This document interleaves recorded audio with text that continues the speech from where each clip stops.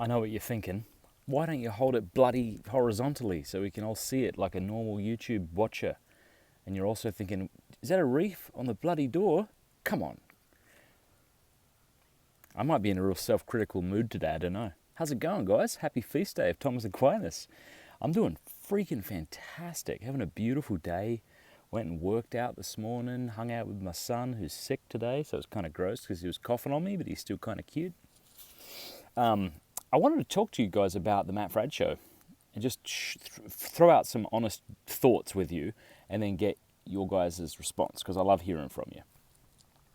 So I kind of feel like when I started this Matt Fradd Show, it was just because I wanted to, you know? People were like, why are you doing this? Like a 3-hour thing? Do people really want that? Or I'm like, I don't care. I just want to do it. I think it'd be kind of cool to have people feel like they can do more than give their old sound bites, you know?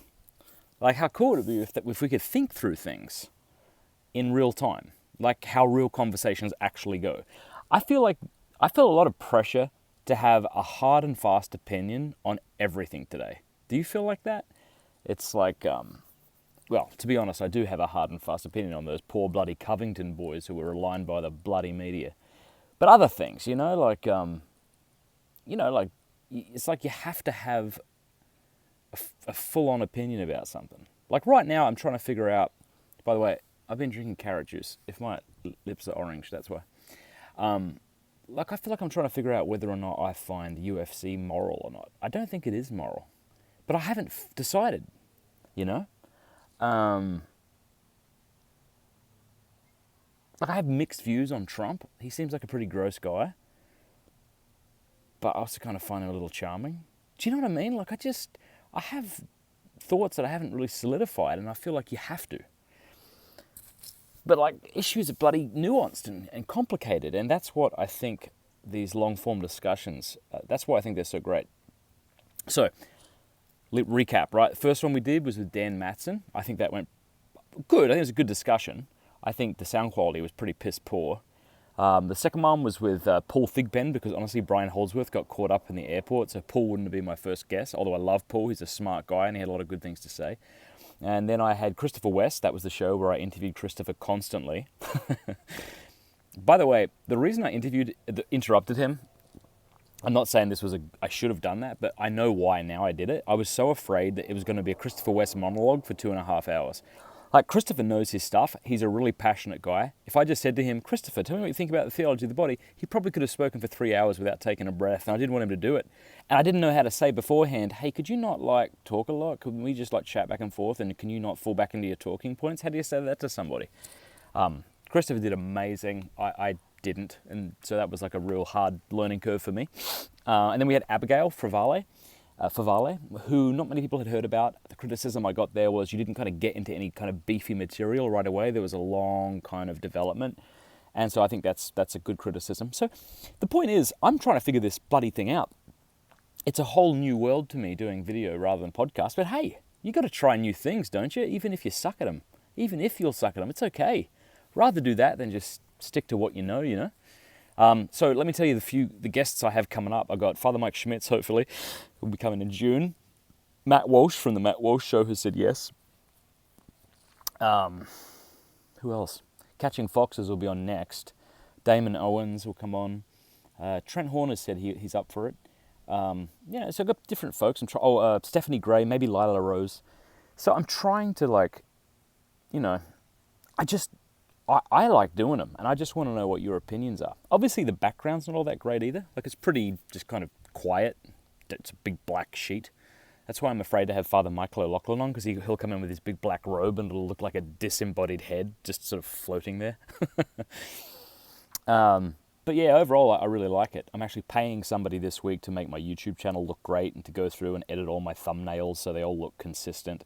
And then I'm also going into Abigail's big interview, and I'm taking out 5-minute chunks, so one will be called can I be a Catholic feminist, or those more kind of controversial things. That's really all I had to say. I just wanted to share with you my thoughts on that. Pints with Aquinas is going great. We've got a whole lineup of philosophers, theologians coming on. I tell you, I put out that post the other day that on Andrew Cuomo. Let me just tell you this, guys and ladies. There is no way I could have done that post if I worked for a traditional Catholic company. If I worked for Catholic Answers and did that, I couldn't have done it. If I worked for my last group, Integrity Restored group, no way I could have done that. And I'm not even saying that they're wrong to not allow it. There's just so much red tape involved, and so much like saving face, and so much like you don't want to create like big controversy. Whereas when it's just me on my own, totally independently, I can say stuff. And I can even say stuff wrong, or stuff that I wish I hadn't said. But better to do that, don't you think, than just to play everything safe and sound like someone on radio, Catholic radio, where nothing that you say could possibly be taken offensively. Like this bloody Andrew Cuomo fellow, this is just freaking insane. I mean, I think it would be a nice start if church leadership and Catholics in general were more outraged at Andrew Cuomo than they are Michael Voris.